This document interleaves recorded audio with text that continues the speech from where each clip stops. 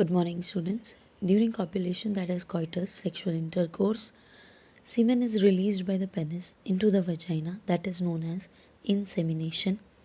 The motile sperms swim rapidly, pass through the cervix, enter the uterus, and finally reach the ampullary region of fallopian tube. The ovum released by the ovary is also in the ampullary region of the fallopian tube. This is the place where fertilization takes place. That is, fusion of sperm with the ovum takes place in the ampullary region of the fallopian tube. Fertilization occurs only if ovum and sperm are transported simultaneously to the ampullary region. This is the reason why not all copulations lead to fertilization and pregnancy. That is, अगर ovum और sperm same time पे, क्योंकि ovum सिर्फ mid of the menstrual cycle he release किए जाते हैं, सिर्फ उस टाइम पे अगर स्पर्म उस तक पहुंच पाता है तभी फर्टिलाइजेशन पॉसिबल है. The process of fusion of sperm with an ovum is known as fertilization.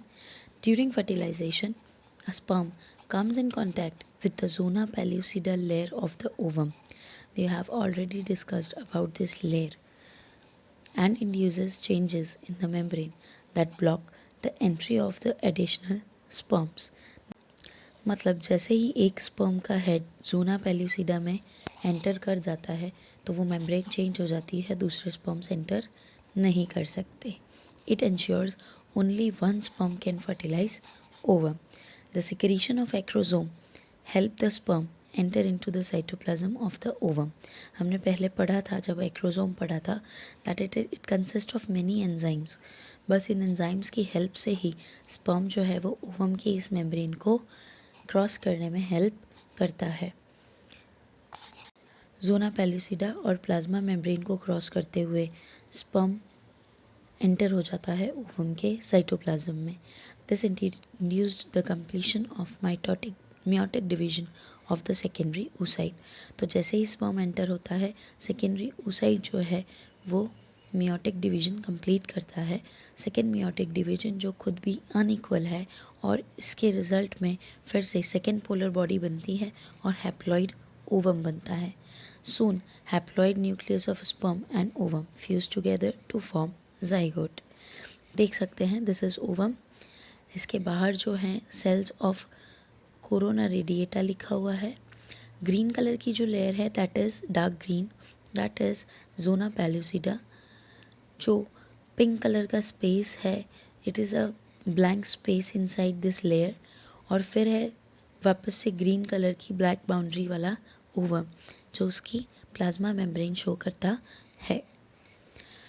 How to determine the sex of the human baby? Sometimes we have heard that if a couple is having girl child again and again, so that family member often criticizes the woman for that, but they didn't know the scientific fact, that the gender of the baby is decided by the chromosome carried from the male parent, not the female parent. One has to remember that the sex of the baby has been decided at this stage itself. Means at the time of fertilization only, which sperm is going to fertilize the ovum is the deciding factor for the gender of the human child. As you know the chromosome pattern in human female, the last pair is XX and in male it is XY. Therefore, all the haploid gametes produced by female parent are same, that is X. Whereas in male gamete, that is a sperm, the sex chromosome could be either X or Y. That is two types of sperms are produced by the male parent. 50% of them carry X chromosome while 50% carry Y chromosome. After fusion of the male and female gamete, the zygote formed will be either XX or XY.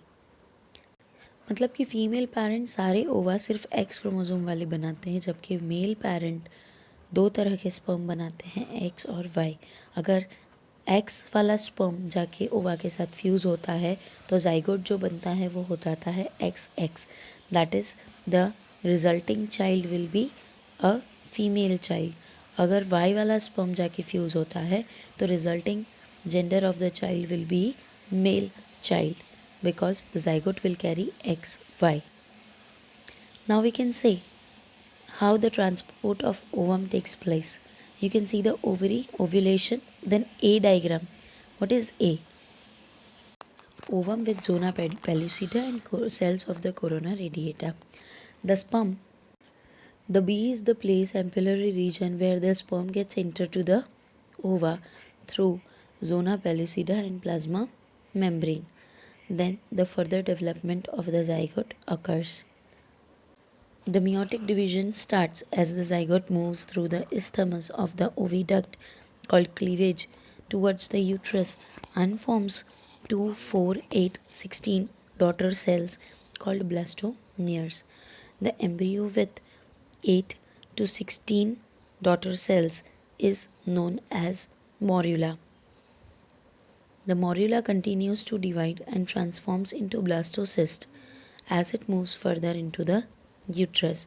The blastomeres in the blastocyst are arranged into an outer layer called trophoblast and an inner group of cell attached to the trophoblast called inner cell mass. मतलब कि जो zygote 1 cell stage में था वो divide होकर जब 8 से 16 cell में पहुंचता है तो उसे मोर्यूला कहते हैं और उसके बाद वो एक और डिवीजन करके 32 सेल स्टेज में पहुंच जाता है. देखिए, this is the zygote, a single cell stage.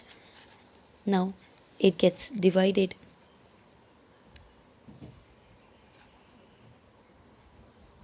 till the second day into 2 cells. Now the cells are known as blastomeres. Unequal division takes place, macromere and micromere. Again the division occurs and forms 4-celled stage. Again the division occurs and forms 8-cell stage. This 8-cell stage is known as morula. Now the morula undergoes division and forms a 32-cell stage known as blastocyst. Some of the blastomeres form the lining that is known as trophoblast and others inner cell mass that is also known as embryonal knob. The trophoblast layer then gets attached to the endometrium and the inner cell mass gets differentiated as the embryo. After attachment, the uterine cells divide rapidly and covers the blastocyst. As a result, the blastocyst becomes embedded into the endometrium of the uterus. यानी जैसे ही blastocyst endometrium से attach होता है, endometrium उसे cover कर लेता है, and this is implantation. Once the implantation occurs, pregnancy is continued. Next is pregnancy and embryonic development. So after implantation, finger-like projections appear on the trophoblast called chorionic villi, which are surrounded by the uterine tissues and maternal blood. The chorionic villi and uterine tissue become interdigitated with each other and jointly form a structure and functional unit between developing embryo, that is fetus, and maternal body. This is known as placenta. So by the means of placenta, the baby is attached with the lining of the uterus of mother. The placenta facilitates the supply of oxygen and nutrients to the embryo and also removal of carbon dioxide and waste produced by the embryo. The placenta is connected to the embryo through an umbilical cord which helps in the transport of substances to and from the embryo. यानी कि umbilical cord की मदद से embryo तक सारी चीज़ें पहुंचाई जाती है और embryo से waste और carbon dioxide collect कर लिया जाता है. Placenta also act as endocrine tissue and produces several hormones like HCG, human chorionic gonadotropin, HPL, that is human placental lactogen, estrogen, progesterone. In the later phase of the pregnancy, it releases relaxin, Let us remember the HCG, HPL, and relaxin are produced in women only during pregnancy. In addition, during pregnancy, the level of other hormones like estrogen, progesterone, cortisol, prolactin, thyroxine, etc., are increased several folds in the maternal blood. Increased production of these hormones is essential for supporting the fetal growth, metabolic changes in the mother, and maintenance of the pregnancy. Immediately after implantation, the inner cell mass divide into an outer layer called ectoderm and inner layer called endoderm. A mesoderm soon appears between the ectoderm and endoderm. These three layers give rise to all the tissues in the adult. It needs to be mentioned here that the inner cell mass contains certain cells called stem cells which have the potency to give rise to all the tissue and organs. Let us see how the differentiation of the inner cell mass occurs after implantation. The trophoblast attaches to the placenta. After that, the cell mass starts gastrulation, that is formation of germ layers. First of all, ectoderm is formed, after which endoderm is formed. Progressively, mesoderm start forming. This stage is known as gastrula, after which all these layers start give rising to the different parts of the body. For example, ectoderm gives rise to epidermal tissues, nervous tissues, retina, eyelids, cornea, etc. While endoderm give rise to inner lining of digestive tract, respiratory system, liver, pancreas, urinary bladder, urethra, vagina, etc. While mesoderm give rise to dermis, muscular and connective tissues. In human beings, after 1 month of pregnancy, the embryo's heart is formed. The first sign of growing fetus may be noticed by the listening to the heart sound carefully through the stethoscope. By the end of the 2nd month of pregnancy, the fetus develops limbs and digits. By the end of 12 weeks, that is first trimester, 3 months complete, most of the major organ system are formed. For example, limb, external genital organ are well developed. The first movements of fetus and appearance of hair on the head are usually observed during 5th month. By the end of about 24 weeks, that is end of 2nd trimester, end of 6 months, the body is covered with the fine hair, eyelids separate and eyelashes are formed. By the end of 9th month of pregnancy, fetus is fully developed, ready for the delivery. We can see the growth of the embryo. First day is the last menstrual cycle, is considered as the first day of the pregnancy. See, by the 1st month, hearts get developed and start beating. By the end of the 2nd month, the limbs and digits are formed.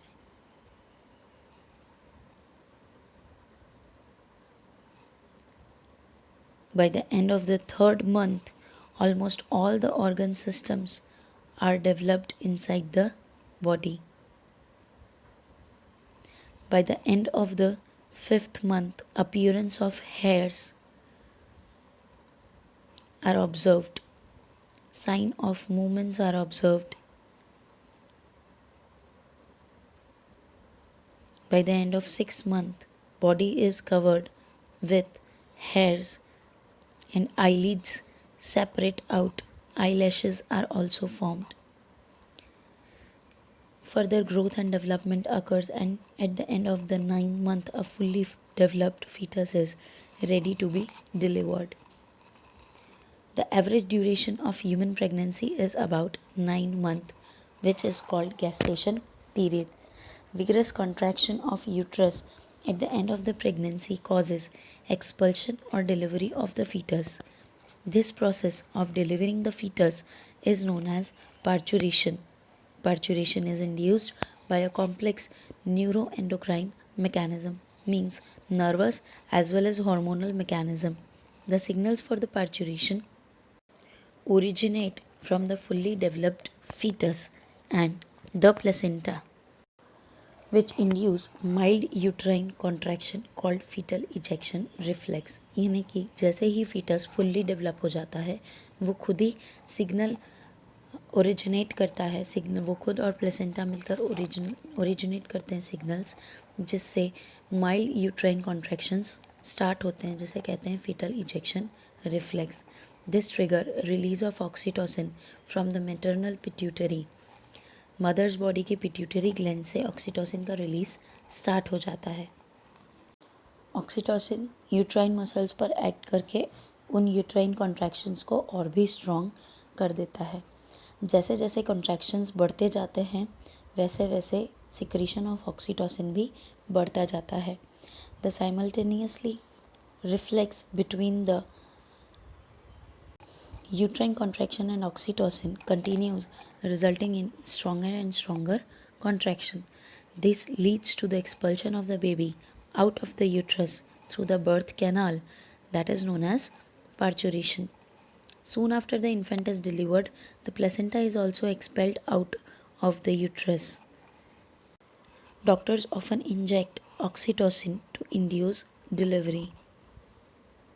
The mammary gland of the female undergo differentiation during pregnancy and start producing milk towards the end of the pregnancy by the process called lactation.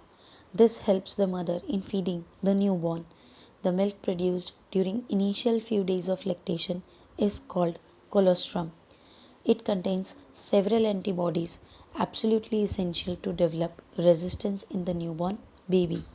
Breastfeeding during initial period of infant growth is recommended by doctor for a healthy baby.